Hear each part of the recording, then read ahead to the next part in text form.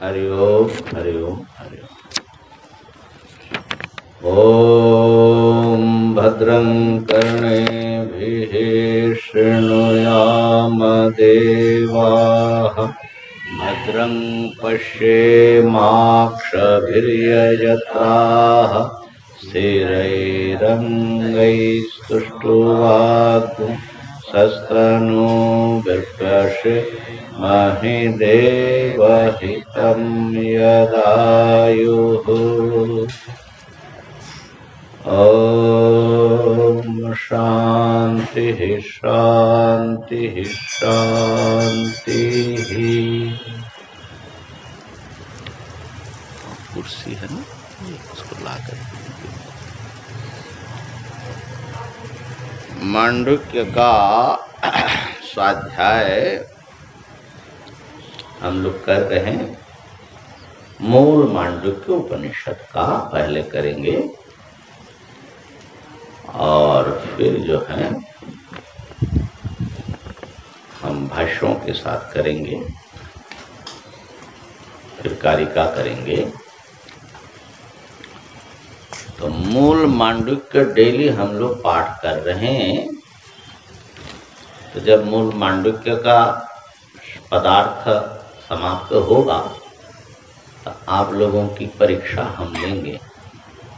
12 मंत्र धराधर सुनाना है, धराधर, और बाद में प्रत्येक मंत्र का अर्थ भी ऐसा धड़ाधड़ सुनाना है।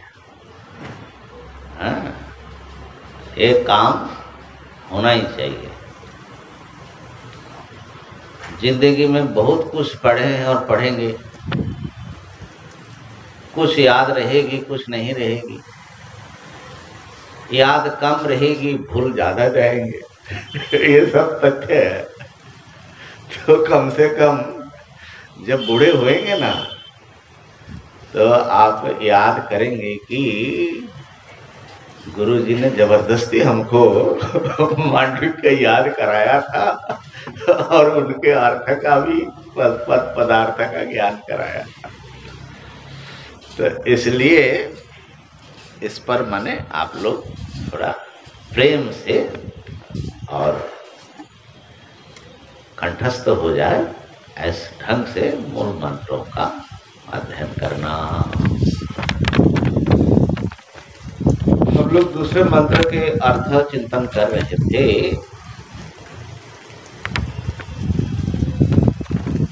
प्रथम मंत्र में ओम इस अक्षर को माने शब्द को सब कुछ बताया,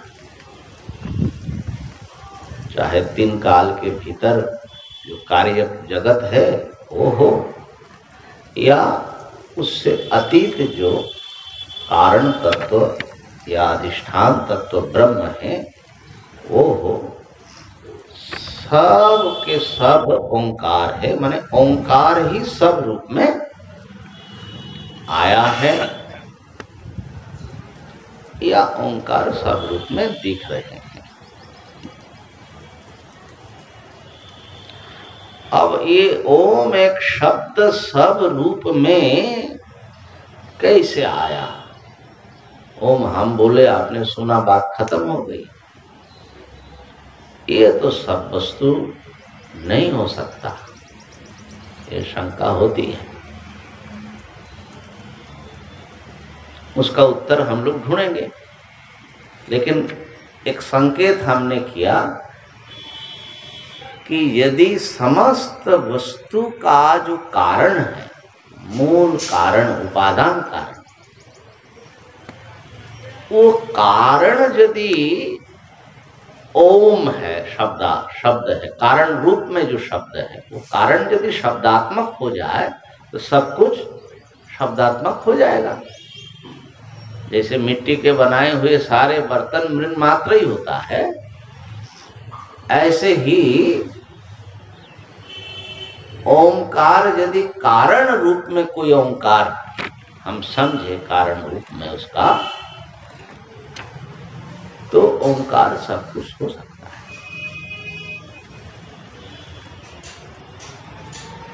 दूसरे मंत्र में बताया कि ये जो सब कुछ है, जो ओंकारात्मक है, ये सब ब्रह्म है। तो ब्रह्म का जब विवरण आया यहाँ पर, तो यहाँ पर अर्थ की दृष्टि से ये ब्रह्म शब्द का प्रयोग किया। ब्रह्म शब्द सब कुछ बना, ऐसा नहीं। ब्रह्म शब्द या पद का जो अर्थ है, जगत कारण, चैतन्य, सच्चिदानंद स्वरूप, जो माने उपनिषद संस्कार वाले जानते हैं, उस परम कारण तत्व को ब्रह्म शब्द से कहा जाता है। तो अर्थ की प्रधानता से बताया कि देखो, एक तत्व ही सारा जगत रूप में आया है। इसलिए सोने का बनाया हुआ सब मूर्ति जो है सुवर्ण नहीं होगा, चाहे वो राम जी का हो, चाहे रावण जी का हो चाहे हमारे गणपति महाराज का हो, चाहे उनका वाहन चूहे महाराज का हो, मूषक महाराज, सबके सब है क्या? सोना। और मूर्ति में भी जो है नाक हो, चाहे आंख हो, चाहे कान हो, चाहे मुस्कान हो, चाहे हाथ हो, पैर हो, सब है क्या? सोना।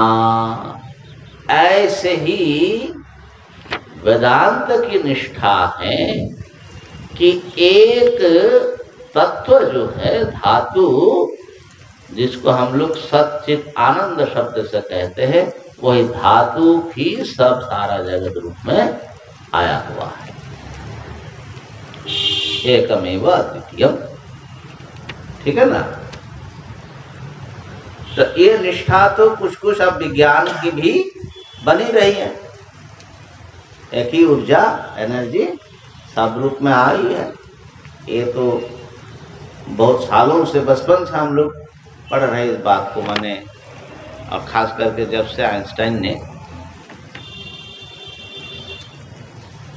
ये E=mc², एनर्जी जो है वही मैटर के रूप में आया, ये सिद्ध किया।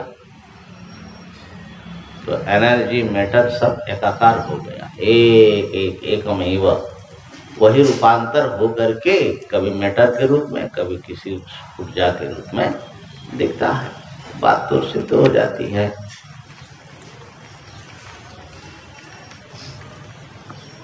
तो हाँ, उसको चेतन के रूप में समझना, ये वेदांत शास्त्र की विशेषता है। अभी भी बहुत ज़्यादा लोग जो क्लासिकल फिजिक्स के भक्त हैं, वो मानते हैं कि एनर्जी जड़ पदार्थ है, मूल एक जड़ तत्व ही सब रूप में आया, चेतना उसके प्रोडक्शन या बाय प्रोडक्शन है।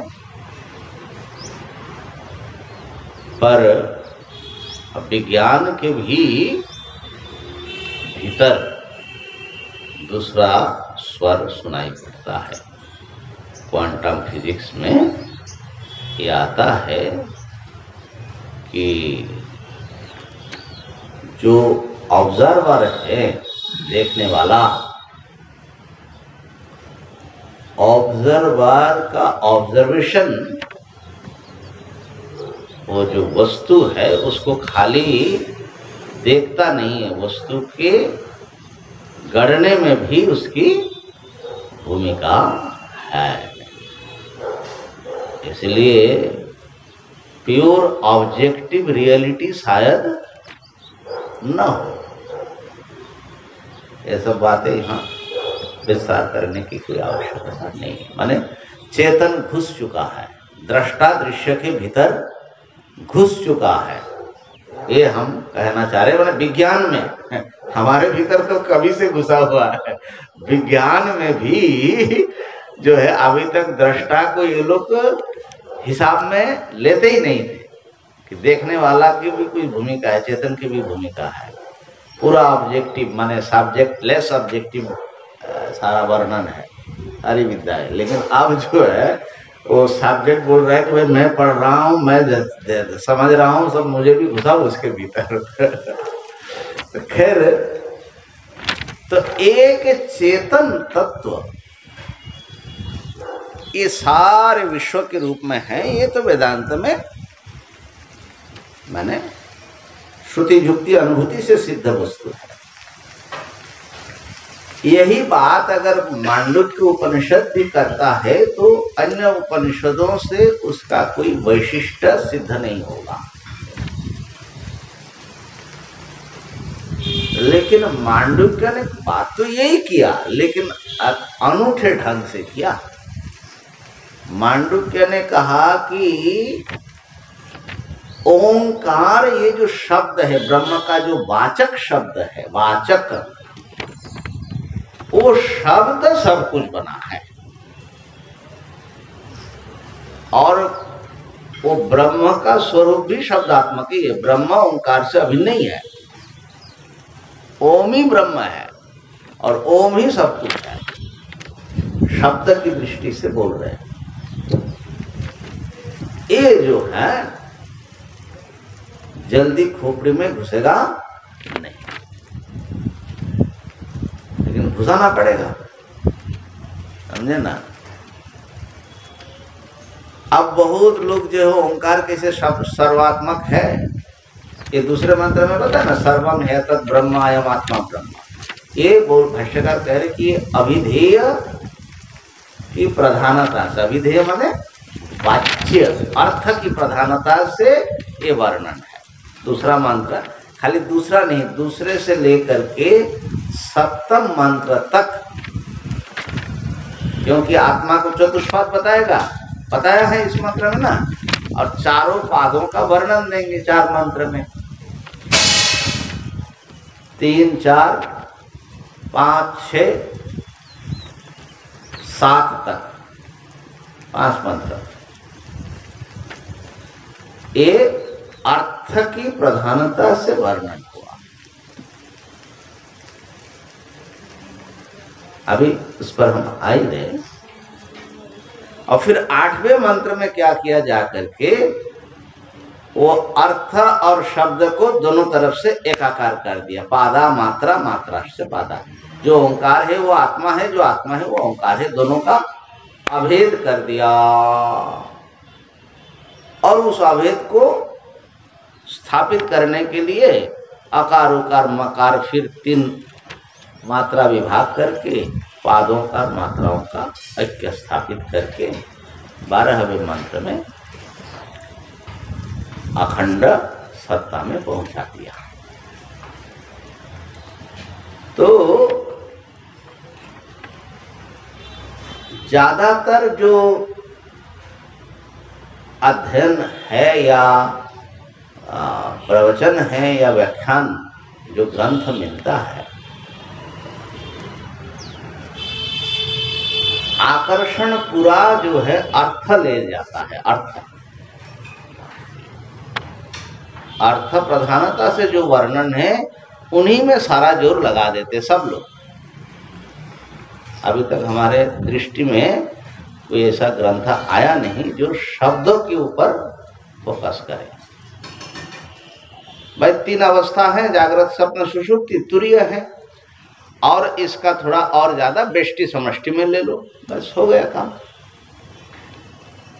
काम तो होता है, ये बात सही है, उतने से भी काम होता है। लेकिन फिर मांडुक्य का जो एक अनन्यता है, माने असाधारणता, यूनिकनेस, वो फिर नहीं आती है। ठीक है, यहां पर शब्द रूप जो ओंकार है उसको सर्वात्मक समझना, ये हमारा प्रथम मंत्र में ही उपक्रम में जो बात बताया उसमें ये बात बता दिया, और आगे उसी का उपव्याख्यान है, उसी का विस्तार है। अब यहाँ पर ओंकार उपासना की बात भी लोग करते हैं। तो ओंकार उपासना जो है, जैसे हमने कल परसों का बताया था, नाद के रूप में एक नादात्मक ओंकार लेते हैं, एक कोई ऐसा अति सूक्ष्म शब्द है जो योगी गम्य है, बड़ा एकाग्र और समाहित होकर के ही आप उस शब्द को सुन सकते हैं कि सारे विश्व चराचर में एक बिना बोले एक नाद गूंज रहा है। ओम अनहत, इसी को बोलते हैं अनहद नाद हिंदी में ना, अनाहत। आहत माने टकराने से जो आवाज होता है, दो चीज टकराने से ये सारे शब्द जो आप श्रवण इंद्रिय ग्राह्य शब्द जो है ना, टकराहट से पैदा होता है। अब बिना टकराहट का एक नाद चल रहा है। अब वो भी कम रहस्य नहीं है, है ना। तो वो जो नादात्मक ओंकार है वो सर्वरूप होता है। ठीक है, नाद का ही वेदांत में भी प्रक्रिया है। आत्मा से सबसे पहले आकाश, आकाश माने शब्द तन्मात्र, तन्मात्रा रूप में, और फिर शब्द तन्मात्रा से स्पर्श आदि होते होते सारा जगत बना। तो आत्मा से जस्ट नीचे कौन मिला? शब्द तन्मात्र। एक शब्द की चर्चा वहां पर है, वही सब कुछ बना है। माने प्रत्येक वस्तु के भीतर गहरे में जैसे आकाश घुसा होता है ना, ऐसे ही शब्द कोई ऐसा एक शब्द है जो घुसा हुआ है, ऐसा वेदांत बोलते हैं। तो बात बिल्कुल ठीक है। तो इसीलिए वो नादात्मक शब्द हो सकता है। शब्द तन्मात्रा का मतलब ये होता है,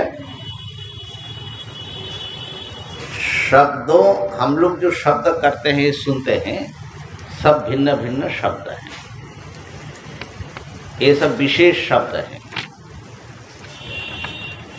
हवा का आवाज, बोलने का आवाज, गाड़ी की आवाज, पक्षी की आवाज, सब अलग अलग है ना। ये सब शब्द अलग अलग शब्द हैं। ऐसे लाखों करोड़ों शब्द हैं। और हमारा जो श्रवण इंद्रिय की लिमिटेशंस को देखोगे तो हम लोग इस शब्दों का समुद्र चल रहा है। शब्द समुद्र में थोड़ा सा हमारा कान पकड़ता है। अब सारे रेडियो वेव्स घूम रहा है, चाहे बीबीसी हो, चाहे वॉइस ऑफ अमेरिका हो, लेकिन हमारा कान उसको पकड़ने के लिए उसको थोड़ा स्थूल बनाना पड़ता है। तो हाँ, हमारा समाचार आ रहा है, आ क्या रहा है, आवाज ही तो आ रहा है। तो बहुत सारे सूक्ष्म शब्द हैं, लेकिन ये शब्दों के नाना प्रकार वैरायटी में एक अनुगत जो सामान्य शब्द है, सामान्य शब्द, जिसे घड़े के बनाए हुए सारे बर्तनों में मिट्टी मिट्टी है, ऐसा ही सब के। दूसरा उदाहरण ले लो, जैसे पानी में सैकड़ों लहर हैं, ये लहर है विशेष शब्द, और हर लहर के भीतर जो पानी है जिसके ऊपर ये आकार प्रकार खिल रहा है वो है सामान्य शब्द, सामान्य जल। ऐसे ही शब्दों का एक समुद्र है, शब्द तन्मात्र। उसमें जैसे जैसे वाइब्रेशन होता है वैसे वैसे अन्य चीजें भी बनती हैं, और फिर अंततः जाकर के ये शब्द जो हम सुन रहे हैं ये भी आकाशीय तरंग के रूप में आता है। ठीक है ना। ये तो खाली एक शब्दों का जो वैज्ञानिक स्वरूप है उसको हम बता रहे हैं। तो बहुत लोग समझते हैं कि शब्द तन्मात्रा का ही नाम ओंकार है। कारण शब्द को मिला और उसका भी उपासना होती है, नादानुसंधान।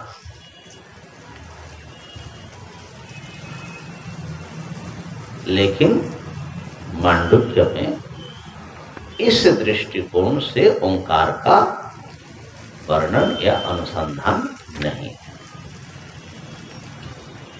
ठीक है।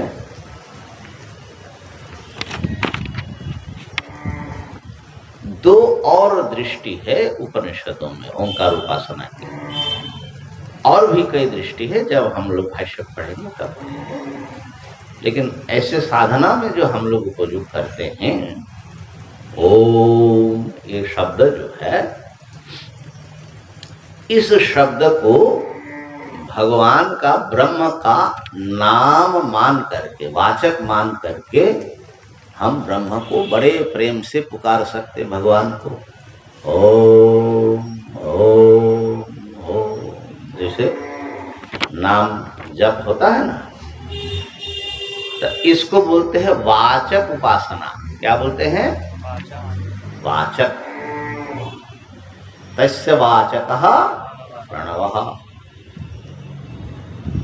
और उसकी उपासना कैसे? तज्जपः, बार बार उसका उच्चारण करो, और उनका जो अर्थ क्या है? परमात्मा, ब्रह्म, ठीक है, ईश्वर, जो हमारा आश्रय है, हमारा कल्याण करने वाला है, हमने योग सूत्र में ऐसा बताया, उनका चिंतन करो। तो ओम उनका नाम है, परमात्मा का। हम किसी व्यक्ति को नहीं पुकार रहे। ओम मैंने सब व्यक्ति में जो असली व्यक्ति बैठे हुए, ऐसा करके ईश्वर का चिंतन करना। भगवान ने भी गीता जी में बताया, ओम इत्येकाक्षरम ब्रह्म व्याहरण। व्याहरण माने उच्चारण, अपना उच्चारण करो, परंतु चिंतन किसका करना है? माम अनुस्मरण, शब्द चिंतन नहीं, माम माने अर्थ चिंतन, ठीक है ना। तो जब ओंकार शब्द के सहारे अर्थ को प्रधान बना करके उपासना करते हैं, तो वाचक उपासना, वो असल में मुख्य अर्थ है वहां, ठीक है। एक और है कि शब्द अर्थ ये झंझट ज्यादा है। ये जो ओम है शब्द, यही ब्रह्म समझ करके इसकी उपासना करो। जैसे शालग्राम एक पत्थर है, उसी को विष्णु मान करके उन्हीं में उपासना होती है। जैसे शिवलिंग है, उन्हीं को शिव जी मान करके इसको बोलते प्रतीक उपासना, प्रतीक।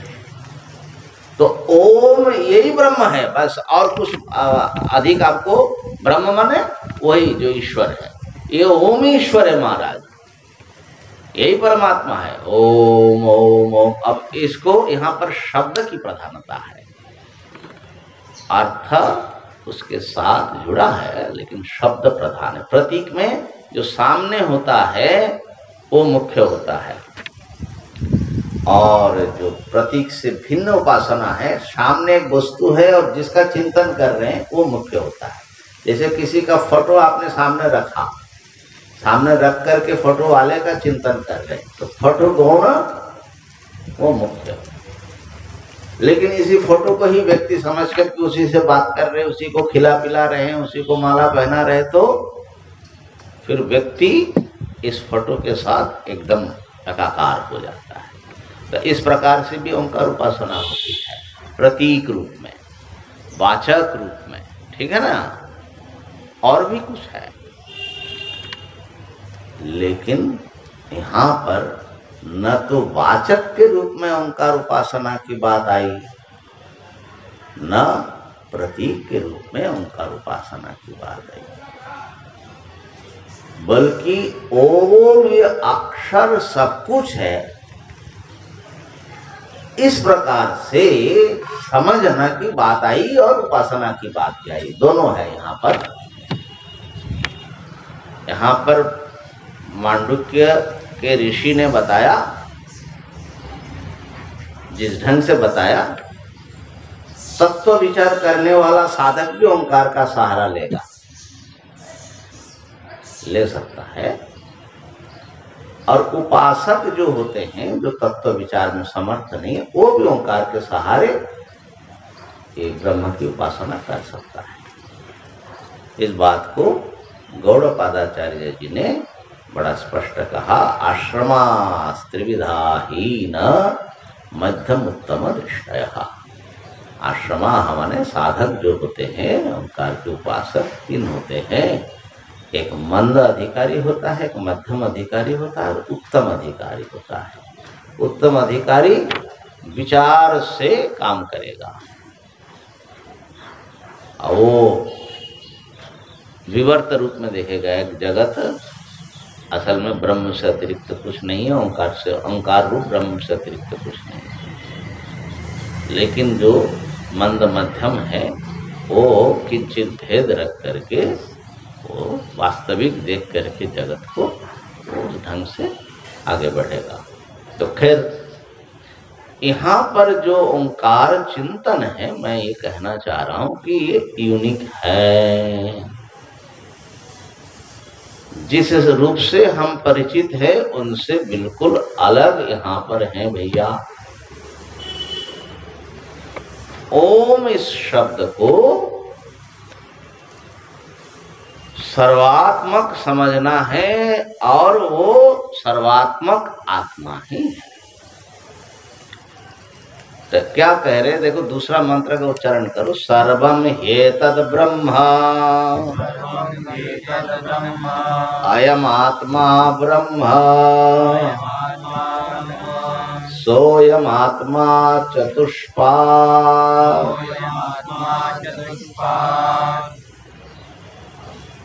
ये सब ही ब्रह्म है, जो कि ओंकार रूप बताए सब ही ब्रह्म है। क्योंकि कार्य वस्तु जो होते हैं कारण से उसकी कोई पृथक सत्ता नहीं रहती है। ये बात इसमें माने भीतर है। फिर बताया अयम आत्मा ब्रह्म।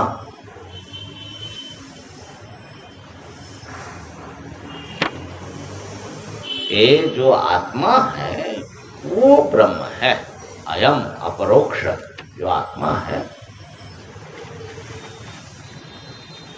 और अयम करके एक भाष्यकार के हिसाब से अभिनय करके गुरु बोल रहे हैं, करांगुली को हृदय देश में स्पर्श करा करके ये जो अयम जो नित्य अपरोक्ष वस्तु है आत्मा, यही आत्मा ब्रह्म है।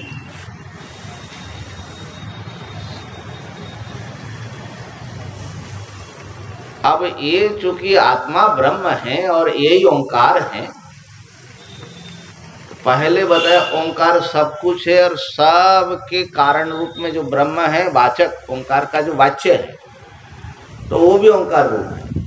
वहां पर ओंकार से सबकी अभिन्नता और सर्वात्मक जो ब्रह्म है उसकी भी ओंकार से अभिन्नता बताया।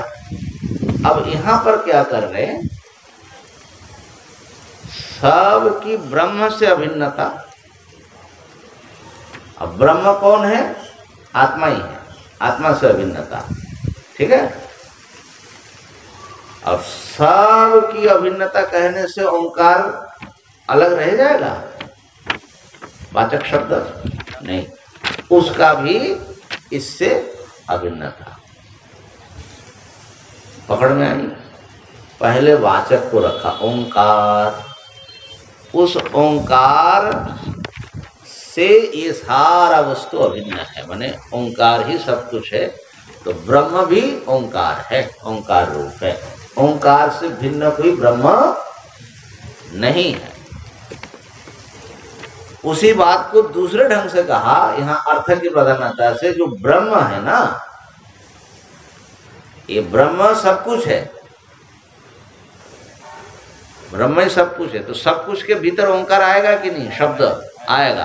तो ब्रह्म ही ओंकार जो है वो भी ब्रह्म से अभिन्न नहीं है, ब्रह्म से भिन्न नहीं। और ब्रह्म कौन है? आत्मा नहीं, दूसरे सीढ़ी में अयम आत्मा। तो इसका मतलब है कि आत्मा जो है आपकी, जो कि ब्रह्म ही है, वो ओंकार है। आत्मा ओंकार है। अब यद्यपि अयम आत्मा ब्रह्म बताया, फिर भी आत्मा कहने से ही आप एक व्यक्तिगत आत्मा की ओर ही आपका ध्यान जाता है। यहाँ पर आत्मा शब्द से व्यक्तिगत आत्मा लेना है, सभी व्यक्तियों के व्यक्तिगत आत्मा को लेना है, और समस्त जगत कारण अधिष्ठान चैतन्य को भी लेना है, क्योंकि अयम आत्मा ब्रह्म एक बताया ना। अब आत्मा ब्रह्म है, ओंकार है, सब है, तो इस बात को समझाने के लिए आगे कह रहे कि सोयम आत्मा चतुष्पाद। ये जो आत्मा है जो ब्रह्म से अभिन्न है और ओंकार से अभिन्न है, ओंकार रूप है, वो आत्मा चार पैर वाला है, चतुष्पाद।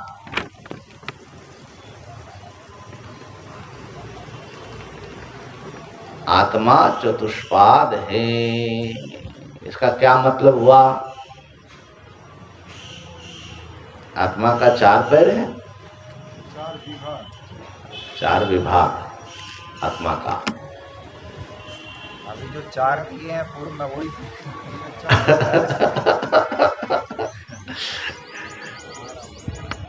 तो यहाँ पर चतुष्पाद इसलिए कह रहे हैं, ये जो चार पाद बताएंगे अभी आत्मा को, पाद शब्द का अर्थ क्या है? जैसे गौ माता चतुष्पाद है, जीव है, ऐसा आत्मा चतुष्पाद है इसका। हाँ, तो अवस्थाएं जो है ऐसा चार पैर जैसा ही है कि नहीं? नहीं माने नहीं है, क्यों? माने ये सब चार अवस्थाएं मिल करके आत्मा का स्वरूप। जैसे एक टांग अगर कट गया तो गौ माता तीन टांग वाली रह जाएगी, लंगड़ी हो जाएगी। ऐसा ही आत्मा जो है उसके जो चार पैर है, वो चार पैर जो है इसी ढंग का कुछ है, माने आत्मा का कुछ अवयव पार्ट क्या है। तो इस पर भाष्यकार ने कहा कि पाद शब्द को गौ का पाद जैसा नहीं समझना। क्या लिखते हैं?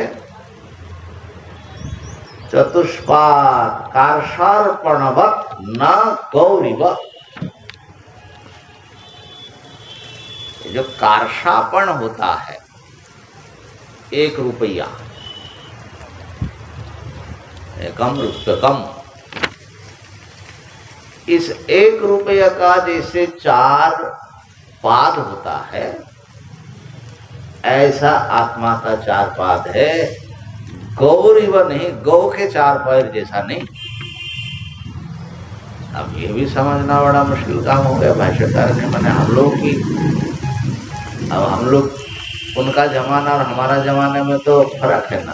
अच्छा, यहाँ पर अनुवाद क्या किया इसका? यह आत्मा कार्षापण के समान 4 पाद माने 4 अंश वाला है, गौ के समान नहीं। इसके टिप्पणी लिखी, किसी देश विशेष में प्रचलित सिक्के का नाम कार्षापण है। ये 16 पण का होता है। जिस प्रकार रुपये में 4 चवन्नी अथवा शेर में 4 पौवे होते हैं, उसी प्रकार उसमें 4 पाद माने गए हैं। चाणक्य के समय में कार्षापण यहाँ शब्द बहुत प्रयोग होता था। हाँ जी, इसमें आया बहुत प्रयोग होता ही है। अभी तक होता है।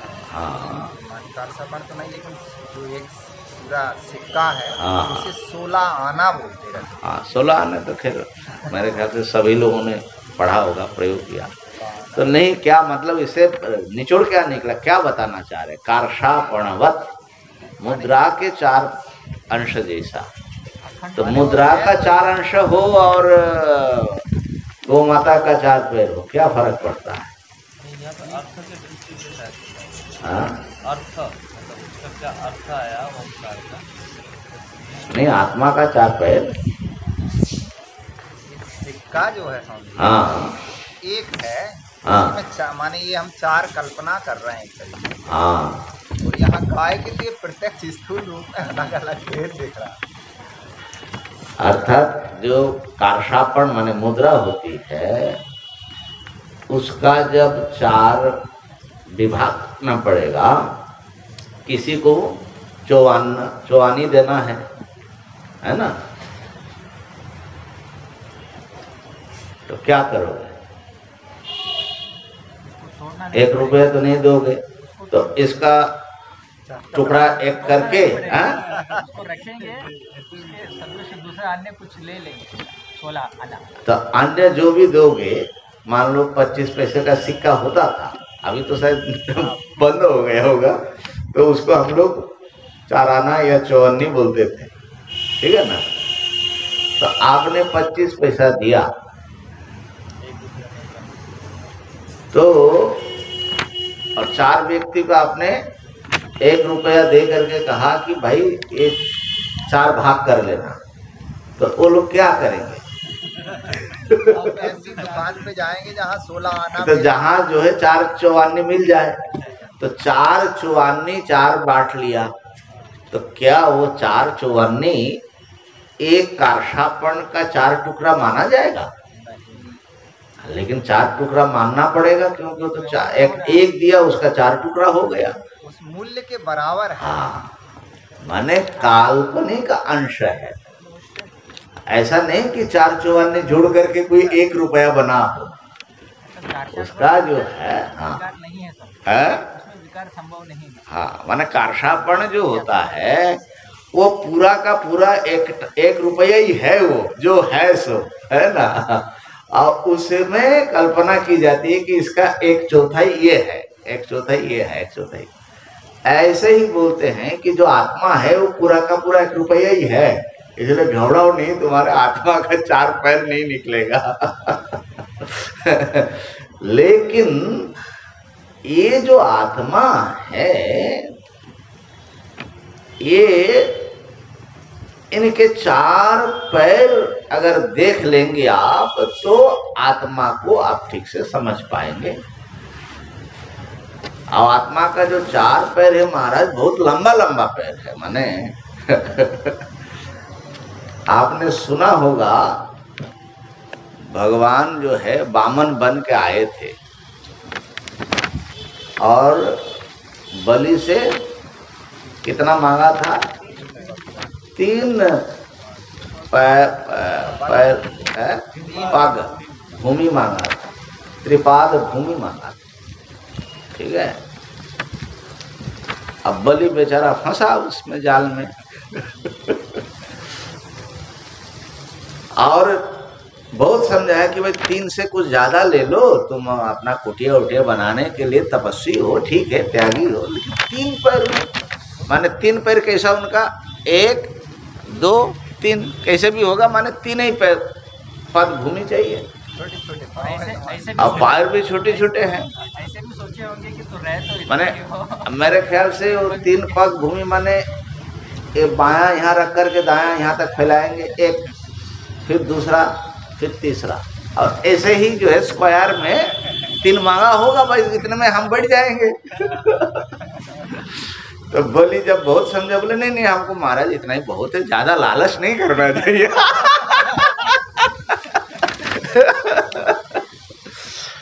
और फिर जब बोली देने लगे तब क्या हुआ? तब 3 पैर में कितना नापा उन्होंने? 2 में सब नाप 2 में सब नाप लिया, भूलुक तो 1 पैर में नाप लिया। अब कैसा फैलाया होगा, हम कल्पना करते करते थक जाते हैं, पता नहीं कैसे भगवान ने नापा होगा, तो पूरा भूमि माप लिया बोलते।